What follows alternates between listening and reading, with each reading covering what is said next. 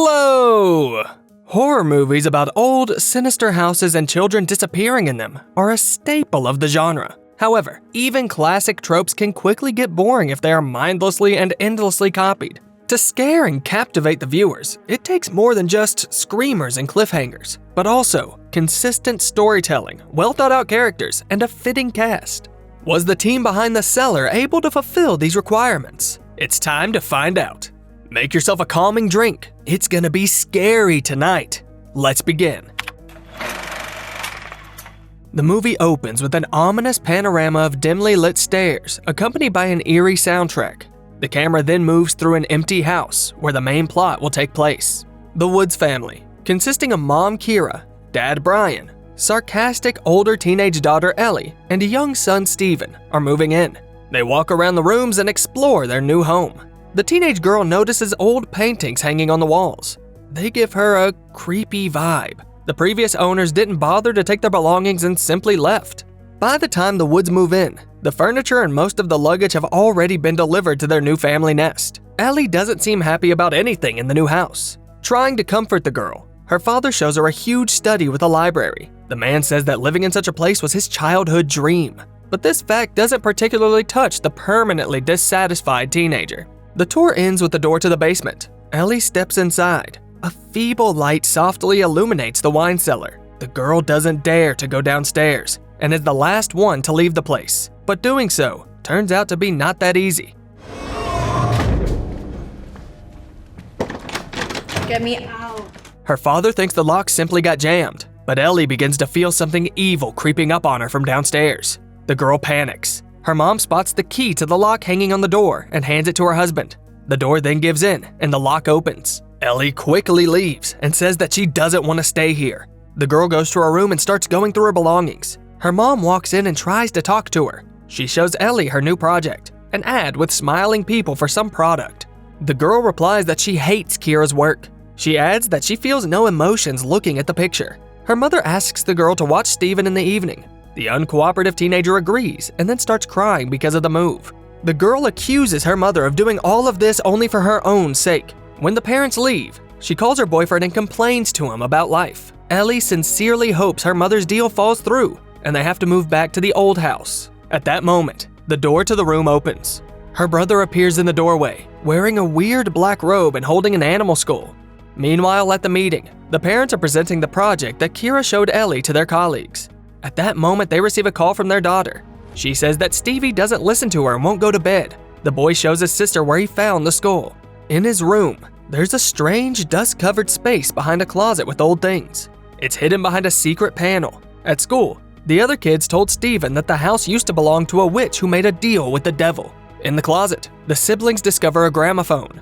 They wind it up and listen to an old lecture on math. At one point, Ellie turns off the player and notices a triangular symbol written by hand on the record. The same one can be found around the house. After putting her brother to bed, the girl watches a horror movie. While she spends time in her room, something supernatural gets out of the basement.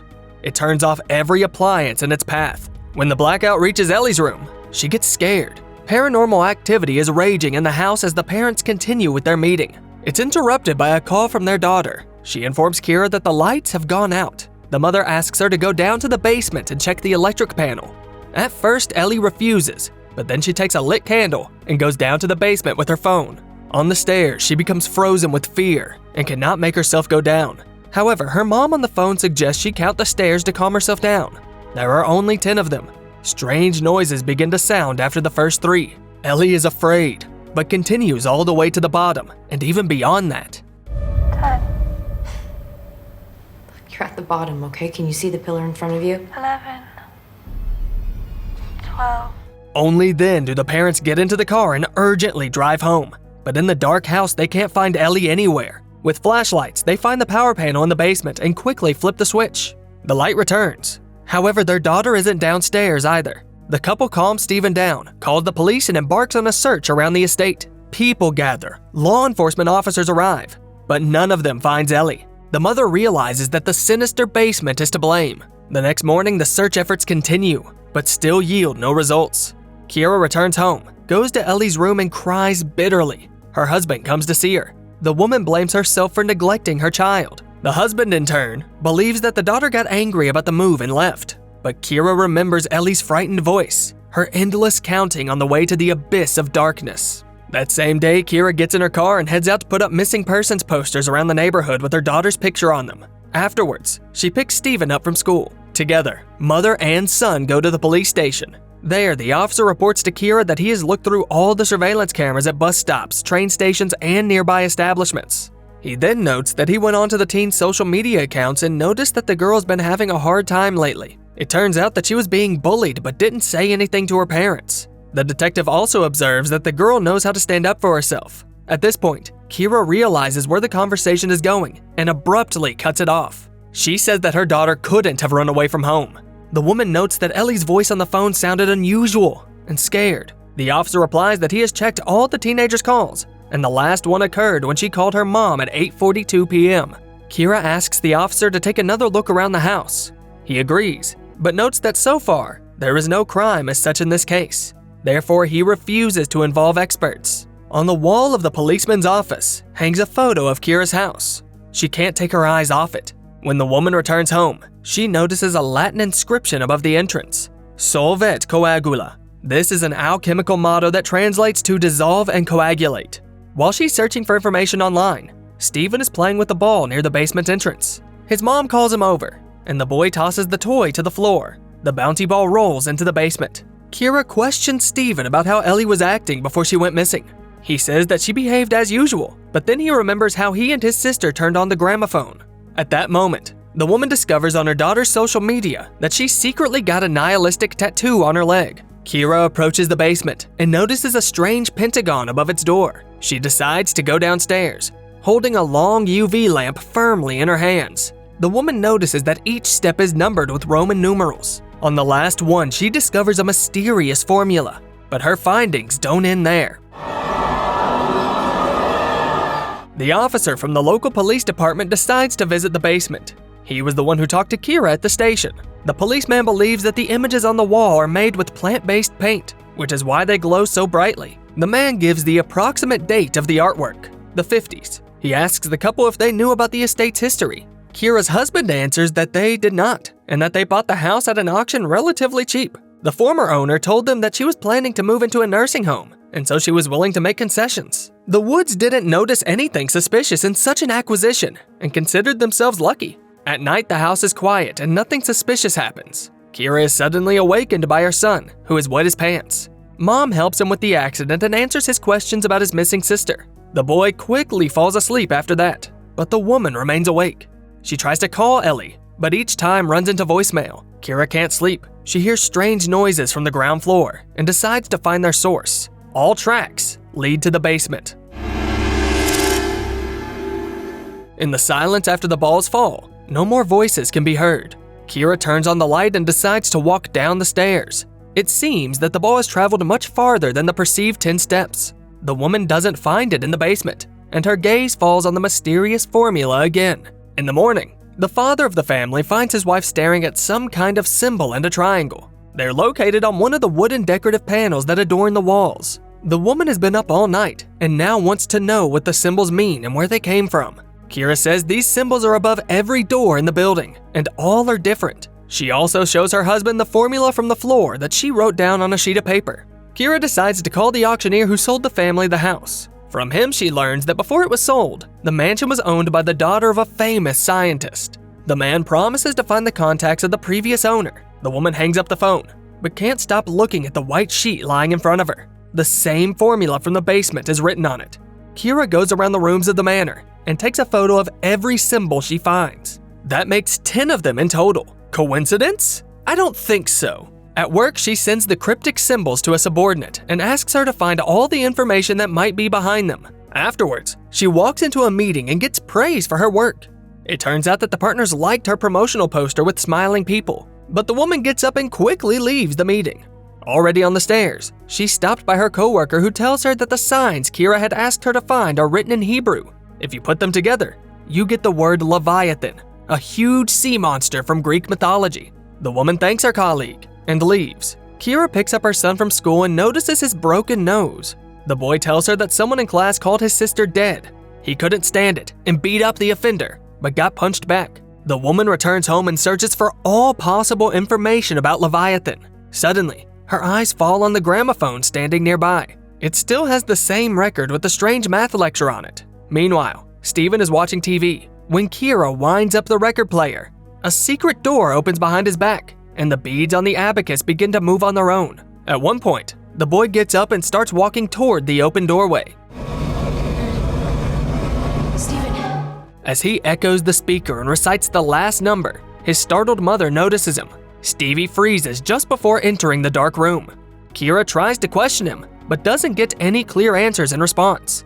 He doesn't even remember how he got to his feet or why he started counting steps. The woman goes down to the first floor and notices a portrait of a man hanging in the living room. There are several Hebrew letters under the name John Featherston, and he is making a strange gesture with his hand. His index and middle fingers are clasped together and raised vertically upwards. Kiera tries to Google his name and finds out that a famous physicist's family once disappeared in this house. He's the one depicted in the portrait. It all happened under unclear circumstances, and only his daughter Rose survived. In the newspaper photo, she sees the door of her estate. While the woman is figuring out what happened, the door to the basement opens. The wind starts blowing from there, just like the day Ellie disappeared. The lights go out again, the power slowly turning off. At one point, a gust blows open the door to Kiera's room. She doesn't notice it and continues to search the internet for information. When the last device goes out, the woman looks around and realizes she is surrounded by total darkness. In the pitch dark, she hears Stevie's voice. Her son is awake, frightened, and crying for help. The voice is coming from the basement, begging to let him out. Kiera tries to open the door, but it's locked and there's no key nearby. She pulls the knob a few times, and then decides to look through the keyhole. The woman starts to panic, but suddenly Steven appears behind her, alive and unharmed. He asks why his mother is standing here, and says that he fell asleep in the playroom. Just then, the door to the basement opens, and the light returns to the manor as if on its own. Kiera finds the key to the lock and hangs it in its place. She then decides to go downstairs. Steven tries to change her mind. However, the stubborn mother merely asks him not to go inside, turns on the phone flash, and starts the descent. The door slams shut behind her and doesn't open. Stevie pulls the handle, but to no avail. Kiera's phone suddenly falls out of her hands with the flash on and disappears into the darkness, just like the ball before it. Ominous sounds start coming from below. Steven can't open the door, while something evil keeps coming up the stairs to his mom, as it literally begins to breathe in the woman's face. The door is opened by her husband. He was awakened by the boy's scream and immediately came downstairs. Kiera returns unharmed and goes up to the bedroom. Her husband enters the room as well. He has put his son to bed and now waits for his wife to tell him what happened in the cellar. The lights went out and I got stuck in the cellar. There was something in there. The woman spills everything she knows to her husband about the family of the previous owners and their disappearance, about things vanishing into the darkness of the cellar, and about the only survivor, Rose, the daughter of the physicist who put the estate up for sale. The man tries to find a rational explanation for everything and goes down to the basement to find Kiera's phone. The device isn't there, but instead he finds a patch of odd hair and something moving from side to side. The head of the family throws away the find and hurries back upstairs. The next day, Kiera goes to the National Mathematics College. She enters the building and finds the office of Professor Remy Fernay. Wearing a special mask, the man covers the objects on his desk with paint. He claims that he acquired his math abilities after an accident. The man also believes that because of what happened, he can see patterns where they are not at all obvious. Kiera hands him the piece of paper with the formula she found. The scientist wonders where his visitor got it from. The researcher tells Kiera that right now she is in the office of the former owner of her house, John. It turns out that he was Schrodinger's colleague and Nobel Prize winner. Next, the scientist briefly explains the Schrodinger's cat concept. It illustrates the principle of quantum duality. In the thought experiment, there's a box and a cat inside it. At a random moment, a poisonous gas could be released there. The point of the thought experiment is that, from the point of view of quantum physics, the animal would be considered both alive and dead at the same time, but only until the lid of the box is opened. What she hears throws Kiera off balance, and she can barely hold back her tears. At Fournay's reasonable question, she answers honestly that she has lost her daughter. The researcher tells her how at one point, Featherston's son fell ill, and John disappeared from academia. No one ever found out what happened to him. The scientist's daughter, Rose, sold the house to the Woods, But she herself has long lived in a nursing home and has not recovered from the grief of the family incident. The woman hardly speaks at all. Fournet reports that the formula Kiera brought in is an equation. The researcher can't immediately tell what it describes, but he notes that it has to do with parallel dimensions and some kind of variable. The professor pauses to think and sends the woman home. At the manor, Brian and Steven are learning how to use a quadcopter. Suddenly, Kiera's phone rings. On the other end of the line, Remy says that he's worried about her and that he couldn't get through to her. The woman tells the scientist that she lost her phone yesterday and just bought a new one. To this, he replies, "That's strange. Someone answered. What did they say? It was counting. 11, 12, 13. The woman slumps gently in her chair at this news. Fournet tells her that he showed the equation to a colleague. Turns out it was invented by alchemist mathematicians back in the 12th century. It looks like an unfinished sequence or incantation. That's all he's been able to figure out. He also says his colleague saw something similar in an infamous house in Belgium. Where a family went missing. Vanished into thin air. At this point, the woman falls silent and hangs up. Stevie is playing video games while his father decides to have a word with his wife. When the man leaves the room, the old abacus starts moving again without anyone's help. Moreover, all of this is happening during the day, and before, all the paranormal activity transpired in the house at night. Kiera shares everything she knows with Brian, about Leviathan and Hebrew, about physicists and missing families, but the man doesn't believe her and attempts to convince her that she's trying to connect random facts. He thinks it's all misunderstanding with no room for anything supernatural. Brian listens to his wife with irritation, but doesn't interrupt her. She shows him the numbered steps, the symbols, the formula. The husband refuses to believe her. Finally, he takes a hammer and begins smashing the alchemic formula. Meanwhile, the abacus continues to move on its own. Stevie gets up from his chair and walks towards the dark opening in the wall. As the sounds of his father's strikes reverberate through the manor, the supernatural begins to happen. The record with the lecture turns on, and a pale silhouette peeks through the darkness of the secret room. Ellie? Upon seeing this, the boy screams in fear. His parents go upstairs and find Ellie's cell phone behind the secret door. Stevie says he saw something in the darkness that looked like her. The record on the gramophone is ominously repeating the word 10. Unexpectedly, the address of the previous house owner is found. Kiera gets in the car and goes to a private nursing home. Rose turns out to be a taciturn old lady, but agrees to see the woman. Kiera finds her at a church. The old woman is sitting in a wheelchair staring at something. She answers the first questions with silence. When the conversation turns to her father in the basement, the elderly lady tenses up and starts squeezing the notebook and pen in her lap. Suddenly, she opens the notebook and writes Leviathan. Rose calls it one of the 7 princes of hell and says it's been misinterpreted.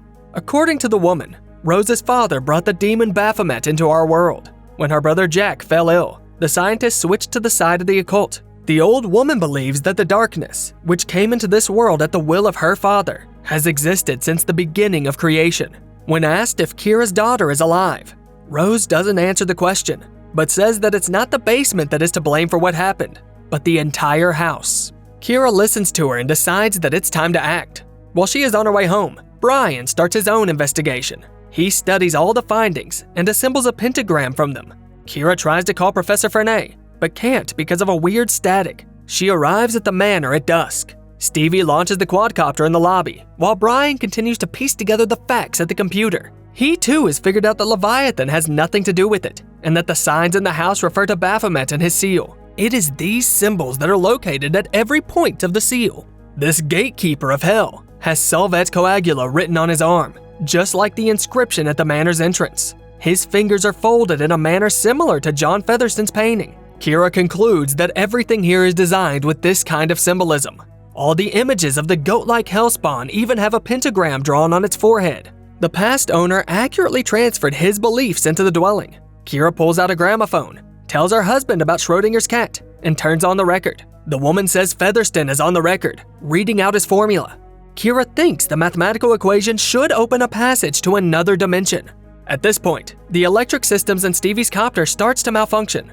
The remote control doesn't respond to commands. When the boy tries to take the device in his hands, it starts to fly away from him. The quadcopter heads straight for the basement and lands on the floor. Stevie turns on the light and walks towards it to the rhythm of the numbers coming from the large turntable tube.